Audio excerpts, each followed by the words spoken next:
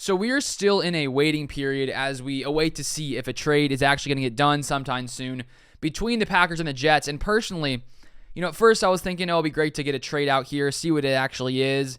But right now, I think I like what I'm seeing, because I think right now what's happening is the Packers aren't caving to whatever, light compensation the Jets are trying to give to Green Bay for Aaron Rodgers, because clearly right now the Packers aren't willing to move forward with whatever the Jets have offered, because if they were, a trade would already be done. So I think right now Brian Gutekunst is staying strong, holding the line, saying, you know what, if you want Rodgers, you're going to have to, trade up, whatever it could be, whether it's a first-round pick, a first and a second. Who knows what Gutekunst really wants from the Jets. But I want to share why I do think the Packers actually do have all the leverage in the situation. And when we look at the Jets quarterback situation, they need Aaron Rodgers. They have no other options. Jimmy Garoppolo is signed, Derek Carr is signed, and Aaron Rodgers is pretty much the guy on the market who they can still make a play for.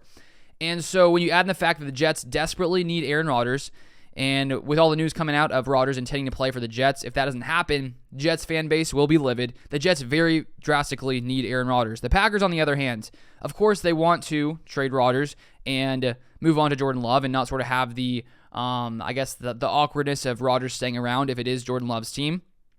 But when we do look at the situation in a few different deadlines, right now, there's not really anything that has to be done until, I'd say, the draft, because the draft, at the end of April, if the Packers want to trade for 2023 draft compensation, a trade would have to happen before the draft starts on, April 27th, 28th, whichever day it is. But here's the thing. Let's say the Jets are only offering, let's say, a second, a third-round pick. The Packers want a first and a second. Who knows exactly what the discrepancy is or exactly what the Packers are looking for. But if the Packers, let's say, are only offered a second or a third for 2023, they may be willing to say, you know what? We'll keep holding out even through the draft, because one interesting date to keep a look at is if the Packers are to trade Aaron Rodgers after June 1st, they'll save an additional $25 million of cap space in 2023. So if they hold off, they'll free up about $25 million extra of cap space compared to if they trade him before June 1st. The reason is that if the Packers do wait till after June 1st, they'll spread out the cap hit of $40 million, it would be $40 million if they trade him before June 1st. Currently, it's 31.6. Once they trade him, it moves all the way to $40 million. But if they do it after June 1st, it's spread out from it'll be $15.8 million in 2023 and then $24.5 million in 2024.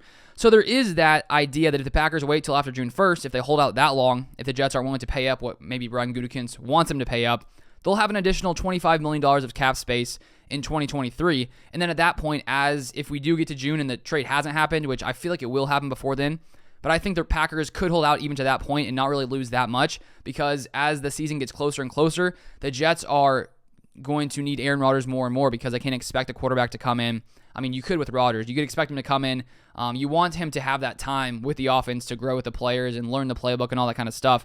And so the longer the Jets wait to make this trade and pay up whatever the Packers want them to pay up, the less time Rodgers is going to have to learn the system and, grow with the players there and everything in that entire situation. So if a trade doesn't happen by draft time, the Packers could just say, you know what, we'll just hold on until you give us exactly what we want. And if you don't do it before June 1st, we'll save an extra $25 million of cap space. We could sign some more players. So, there's actually a benefit if the Packers wait till after June 1st. There is the idea, though, as well, that if they do wait that long, that it's a little awkward there. Maybe Rodgers shows up to sort of maybe try to force a trade to make it sort of awkward there if he is there around Jordan Love. But still, I think that the Packers will be fine to take it that far potentially.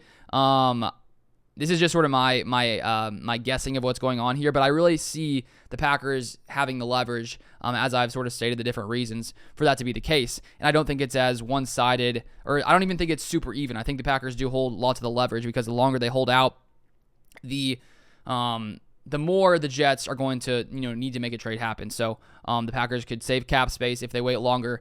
And so because of that, maybe the Jets will eventually say, you know what, maybe the Packers are actually willing to hold out that long until we give them what they want.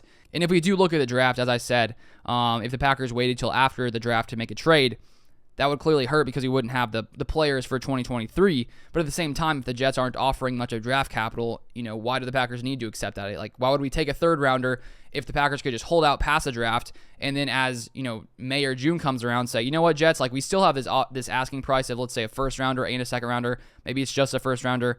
We'll take your 2024 first rounder instead of, only receiving a 2023 third rounder. So I think that the Packers could actually have a reason to not even make a trade by the draft, which could really force the Jets' hand to say, you know what, the Packers actually do have the leverage.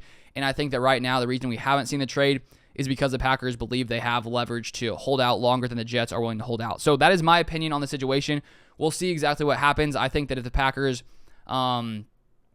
traded anything less for a first rounder, it would be unfortunate, but I think they can get a first rounder, honestly.